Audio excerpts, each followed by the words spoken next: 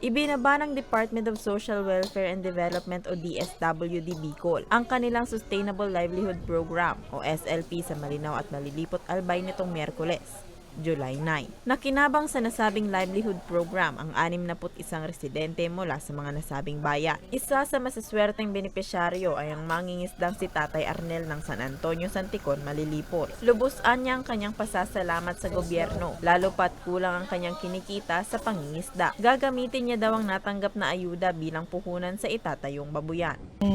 Negosyo kayo ning ipalagoon ko, ano ko sa Oregon tayo ang ano ko kinuan talagang araw kayo nin tabang ninda.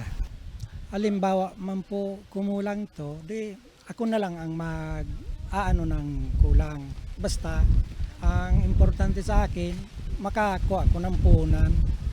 Napili din na maging benepisyaryo si Nanay Emelda ng Malinaw Albay. Gagamitin naman daw niyang pandagdag puhunan ang natanggap na ayuda sa pagtitinda ng kakanin. Nakakuha akong ano ini halit sa gobyerno. Igo ako kunya na kapitan sa pag-anak buhay. Bawat benepisyaryo ay nakatanggap ng tigla 15,000 pisong pampuhunan.